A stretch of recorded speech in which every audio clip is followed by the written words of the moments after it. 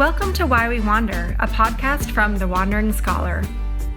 We talk about why and how people travel, the experiences that have transformed their lives, and how the travel landscape is evolving to meet the demands of a changing world.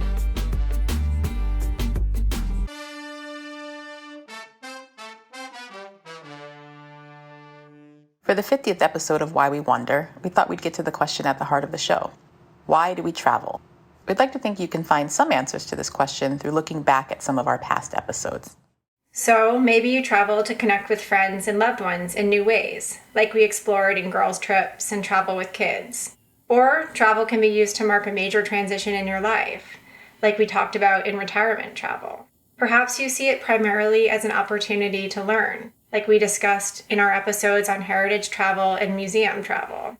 And for many of us, it is a way of exploring our identities, in turn confronting what it means to represent who we are in a global context. This is something we talk about a lot in episodes like LGBT travel and the ones on race and travel. So I feel like just based on that list that you have run down, that it's pretty obvious that for you, Shannon, and for me, travel is a big part of both of our identities. And, we've both built our professional and our personal lives around talking about, thinking about, and planning and experiencing all things travel. But now that we're doing this episode, I wonder when that first became true for you. Like, when did you realize that travel was an important or like a central part of your identity? There's so many layers to that, right? When did travel get on my radar as something that I wanted to do?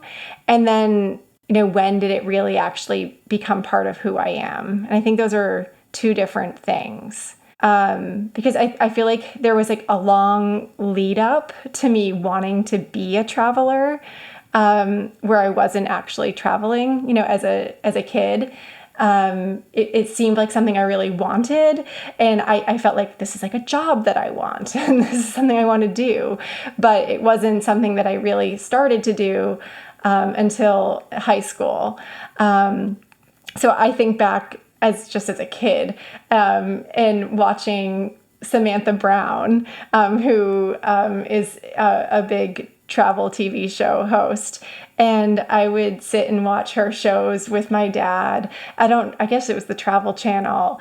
And I was like, that's the job I want. I was probably 9 or 10. Colorado, so environments and peoples that seem worlds apart are sometimes just a few hours drive away. Today we are in the Northern Hemisphere. We are in the Southern Hemisphere. We are in Ecuador, South. So even then, before I had really been anywhere apart from a big road trip to Disney World, I knew that I wanted to be a traveler. And I think a big part of that was related to my father's job. He was a merchant marine. And basically, for people who don't know what that job is, it's somebody who captains enormous cargo ships. And he did that his whole life. And for him, a big part of that job was the ability to be traveling all over the world for work. And, not maybe the romanticized version of business travel that you might think of, staying in hotels and, going out to fancy dinners. But for him, it was this way of learning about the world and always kind of, being on the go and sharing what he learned with us as kids. So I really took his experiences and saw the value he placed on the travel aspect of his job, and realized that was something that I really wanted to do as an adult too. And so, come high school, which is when I really had my first big travel opportunity, I really, took advantage of that first opportunity and applied to do a study abroad program the winter of my senior year. And the rest is history, really, for me. What about you? I think it's pretty similar to your experience in the sense that I grew up in a family that had been really profoundly shaped by travel. My grandfather was in the military, and before I was born, before my mom was even born, he and my grandma and their oldest children had done a lot of travel. They had been stationed in Austria. My grandpa had been stationed in Turkey and all these places. And these were all places that they told stories about when I was a kid and that there were kind of souvenirs from. I remember they had a bunch of beer steins on countertops and curio cabinets around the house. And so there were always all these relics of the places that they had traveled to that then became kind of starting points for them to tell stories about the places they had traveled to that then started to seep into my own brain about having a life where you would be able to travel. I wasn't thinking about joining the military, but I was thinking about a job that would allow me to travel and perhaps do so under safer circumstances than my grandfather. And then I remember, and I've probably talked about this, like, because, you know, you and I have such similar experiences of then, you know, going to these private schools and being on the fringes of the culture of these places. And I went to this school where a lot of wealthy students just got to take travel for granted. They went on summer vacations with their families, and they would do immersive programs over the summer. And the school that I was in ninth grade, as like a capstone to our senior year of talking about the history and culture of the Soviet Union, sent all these students to Russia for like a 6-week summer program. Maybe it was shorter than that, but that's what I remember thinking. And I missed out on it because my family couldn't afford it, and it was based on who could afford to take this trip, who would be able to go. So I think in a lot of ways I've been defined by being denied that experience too, like in a really petty way. There's a part of me that's just like, okay, I'm not going to get to go to Russia. I'm going to go everywhere else, every chance I get, and I'm going to define my life in terms of travel. Like if I had to really think about it and just kind of trace a line, I think that would be one of the lines I would trace, just finding this moment of opportunity snatched out from under me just on the basis of price. And obviously you can draw a straight line between that and the work that we do at the Wandering Scholar too. So I think part of it was both of those things, right? Like being surrounded by travel and also recognizing that that travel was only made possible by my grandfather's experience in the military. And then also being denied this experience of civilian travel because of money. So then I just kind of constructed opportunities that would allow me to travel as a student by studying abroad, and then thinking about a career that would allow me to continue to learn foreign languages and to make travel just an ordinary part of my life and identity. So I don't know that there was a key moment. Maybe it was also, you know, coming back from that first study abroad experience. We both did semesters abroad in Argentina. And I know that I was really that annoying person who wanted to talk all things Argentina when I got back. And I was like making recipes for my host family and just things I picked up along the way, and just kind of incorporating having studied abroad in Argentina into my life and into my identity in a way that I'm sure was really annoying, but was also, I think, the beginning of just always kind of carrying a bit of the places I had spent with me, and just wanting to go back and wanting to kind of see my life as more integrated in that sense, not just travel as like a thing you do occasionally. Yeah, and I really think that point you're making about being denied that first opportunity is so important. And I think similarly with me, I wasn't denied that first opportunity, but I really recognized when I had that opportunity how unique and special it was. And I saw it as this thing like, I better take advantage of this because it's part of my school. It's part of what I'm already doing. And if I don't take advantage of this, you know, when am I going to have an opportunity like this again? So just having that privilege of being in a place where this was on offer, you know, and recognizing that was really important for me. And I think that I've really taken that beyond high school, and recognizing that anytime I have an opportunity to travel, I need to take it. And maybe that sounds really obvious to some people, but I don't think that everyone feels that way. And maybe a lot of our listeners are people who love travel. That's why you're listening to Why We Wander. But I do think that there's a lot of other ways that you can, spend your time, and that travel for a lot of people, it's maybe kind of like one of a myriad of options of things they might do. So I think what sort of has defined me as a traveler, or how I define myself as a traveler, is like what I want to do with my free time is travel or plan a trip or read about travel in my newsfeed. And I guess, this past year has really put a lot of that into question. And I'm curious, for you, what has the impact of not being able to travel for this past year had on your sense of self, since you're saying how important it's been and how embedded it's been in your professional and personal life? Mm-hmm. Yeah, it's interesting because I think at first I was somewhat secretly relieved, because I'm like you, where any opportunity I get to travel, I take. And I also create opportunities to travel for work purposes, where I'll kind of seek out conferences and places that I want to go. And I do research in places that are really interesting to me that I also enjoy being able to visit. And so I had spent 2019 and those first couple months of 2020 doing a whole lot of travel. And the rest of the year was shaping up to be an intense one in terms of travel. And again, that's something that I had designed that way and was really looking forward to. But I think there was also a part of me that, as things were being canceled, was also aware of just how much I was going to be away from home and from my husband and from our dog and our routine. And so it has been kind of interesting to become a person that is really home oriented. I mean, aren't we all, right?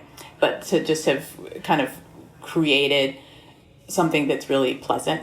And I'm a nester, and so it's just been really nice in that sense to just create a different set of routines. And I also was one of those people that really enjoyed the virtual experience of travel, or the vicarious experience of travel through these virtual programs.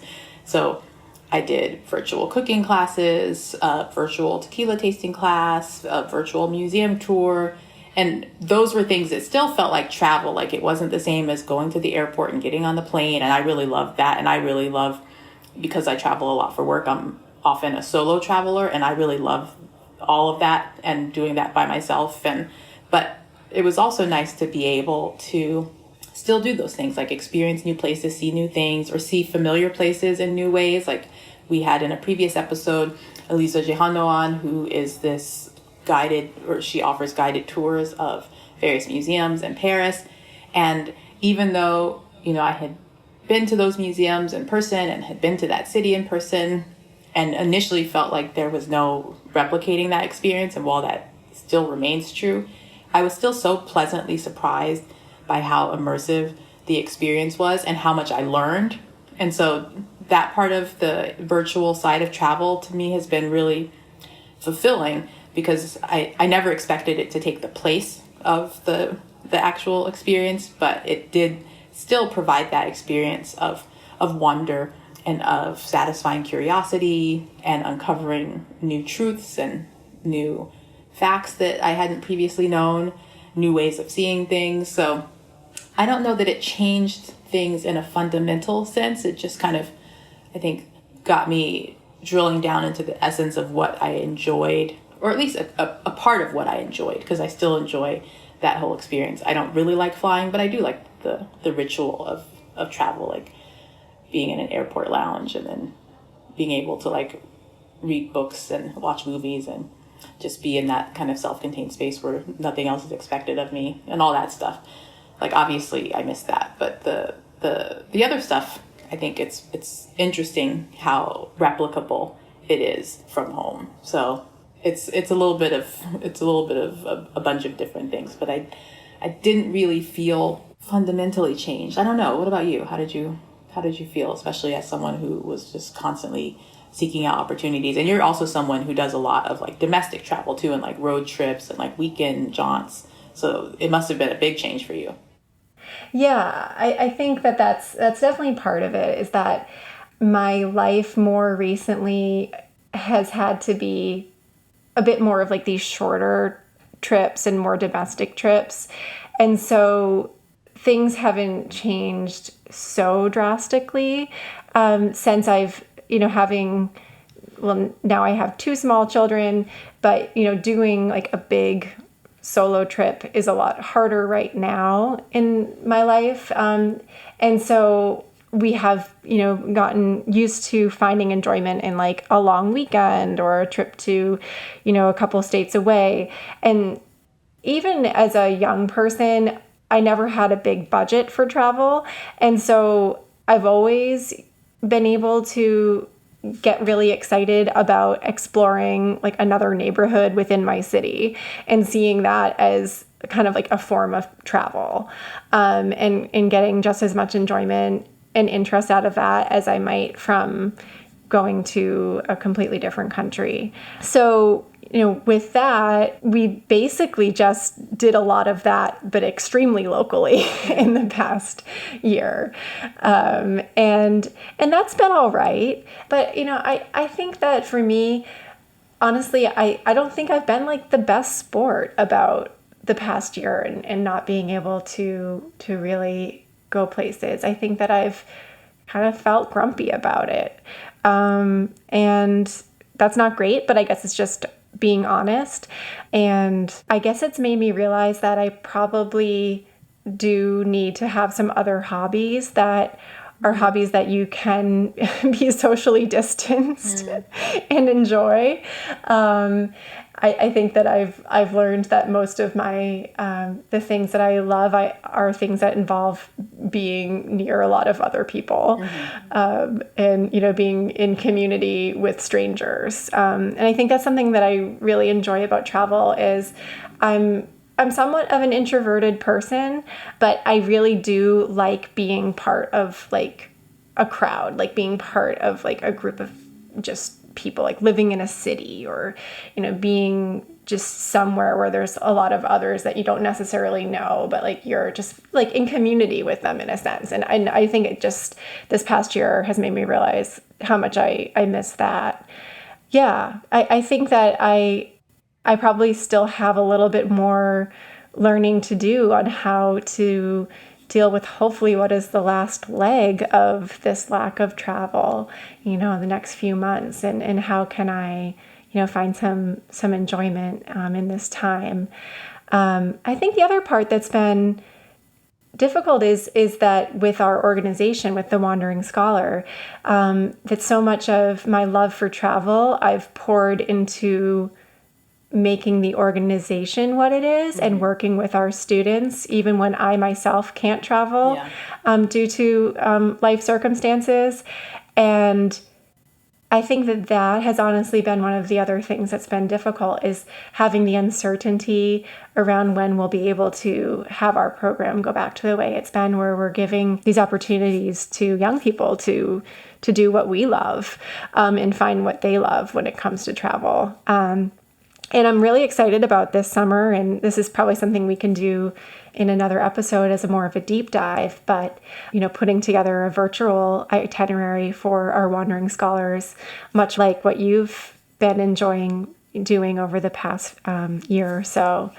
I think that'll be a great outlet for the lack of travel that we've had the past year. Yeah, it's such a good point, because even those summers where we didn't necessarily have our own busy travel schedules, we always had Wandering Scholars venturing out and often traveling for the first time, or traveling without their families for the first time, and just discovering something about themselves that they hadn't known before, and that they probably wouldn't have discovered unless they had been able to take these trips and to spend time with host families, and just to cultivate a sense of independence that they didn't otherwise have, especially if they were like younger siblings or really sheltered at home.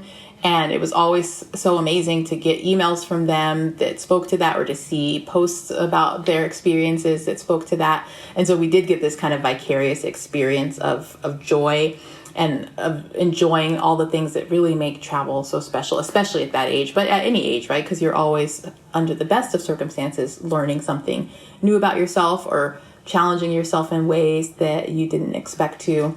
And I think it's all of that stuff that is wrapped up in travel that is what made people kind of lose their minds over the course of the pandemic. And I don't know why I'm using the past tense, but I think it was especially visible kind of this time last year and into the summer, when people were traveling, like once, borders to like Mexico and the Caribbean opened up, people were traveling, and people were traveling within the US, like from the very beginning, right? Like going from one state to another.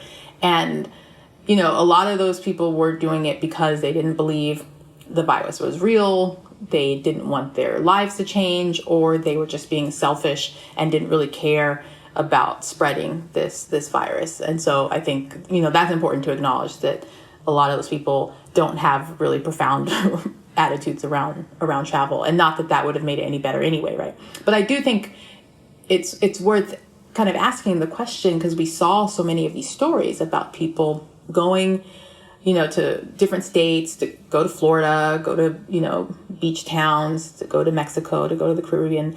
And it was hard for me, I have to say, it was hard for me to understand why they were doing it when people were dying, and when they knew that they were going to be spreading a virus, or that there was at least a high probability of them spreading a virus in communities that were ill-equipped to handle it. And so I think that's why this is such an interesting topic, because asking what those people were thinking does help us get to the heart of why people travel, right? Especially when we kind of set aside all the other stuff I've pointed out. And I do think that there were some people in the context of last year who were kind of plunged into an identity crisis and didn't know how to live without travel. And I think you can look in a lot of different places to find those people. Like, there was a whole world of travel influencers, people who make their entire living off of travel, like showcasing different places in the world, different hotels to stay, different activities to do. And they were facing a loss of their livelihood, right? And so I think a lot of them were struggling, like, who am I? And, how do I make a living without travel? And then there were like digital nomads, like people who could work remotely even before the pandemic and had chosen to work overseas and to, just unplug, and either you become expatriates in one place or become itinerants, where they were moving from one place to another. And that was their identity, right? Like, there were all these people who had really built identities and livelihoods around travel and didn't know what to do when that was taken away from them. So they just kind of refused to give it up. And, thinking about that isn't necessarily or at all making excuses for them, because there were plenty of people who felt the same way as you and I have, that travel was at the core of their identity, and also staying alive and keeping other people alive was more important than that kind of core facet of our identity, and therefore we didn't travel. But I think it was something that people still grappled with, and there was an interesting article or an interesting advice column in Condé Nast Traveler that kind of touched on some of this. It was in their Women Who Travel advice column, and the person who wrote the letter was basically saying that travel for so long was the thing that they most identified with, and that as a result, their friends most associated them with. And so their friends would go to them for trip planning recommendations, and it was just like their love language to also plan trips. And I really connected with that, because that's something that I love to do for myself, for other people, obviously for our wandering scholars. And that virtual travel was not working for them. It wasn't a replacement for any of what they got out of being able to travel. And, they had really kind of gotten to the end of their rope. They're like, well, what do I do? Because none of this is working. Like, I'm not getting any of the things out of these replacement activities that I was getting out of the real deal. And how am I going to get through this? And this was a letter from January. So it was before we really had a sense of coming out of this. And I really liked the responses that were given, because the columnists kind of cast around for different responses and actually asked a therapist for insight. And the therapist suggested asking, how does travel serve me? And not only what are the actions that make up the travel experience, but what does the travel experience allow me to do? And what does it allow me to feel? Wow. I love that. And I don't know if I've ever thought about travel in those terms, or why I travel in those terms. How would you answer those questions? Yeah, I mean, I realize that a lot of what travel allows me to feel is like it's so funny that it's a therapist, because I now feel like I'm in a therapy session. Yeah. Just answering I know, this. right? But, sometimes travel does make it possible for you to feel like a different person, right? And like a more sophisticated person than you might think of yourself in daily life, and like a more independent person, and a more unencumbered person, and a more kind of vibrant person, or whatever, right? Because you're speaking a foreign language or trying to navigate in a different cultural context. And just, I think part of it also is that, when we think of travel, we often think of vacations. And so people are just in a different mindset, right? Where they're just like doing different things than they're doing over the course of their daily lives. So even in that way, even if people are perfectly happy with who they are, and I'm perfectly happy with who I am, but there's still that part where you do feel like you're a different person, like someone who's just able to like focus on different things and like abandon other concerns. So I think that part of it is, I think, what so many of us are drawn to, right? And this chance to kind of throw on different hats. And so that's I think at least one way I would answer that. I don't know. What about you? Yeah, I think that's interesting. I think that's a hard thing to recreate without travel, or is it? Like, can you be in your home and somehow feel like a different person? Or you know what I mean? Like when you're surrounded by all of your belongings and all of your responsibilities. And Right. I guess I was thinking about a time, so I haven't really traveled a lot for work the way that you do.